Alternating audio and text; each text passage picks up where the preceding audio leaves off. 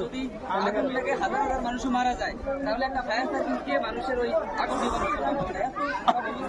একটা মানুষ অ্যাক্সিডেন্টের রুগী, এরপরে প্রেগনেন্টের রুগী, মা বোনেরা এত থেকে মানুষ অসুস্থ থাকে, এই রাস্তা দিয়ে কোনো সিরিয়াস রুগী আসা যাওয়া করতে পারবে।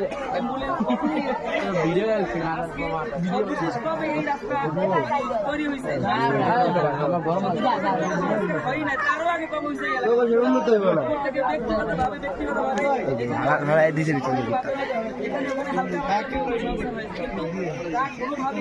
এই মানুষের দাবি এই কাঁচা রাস্তা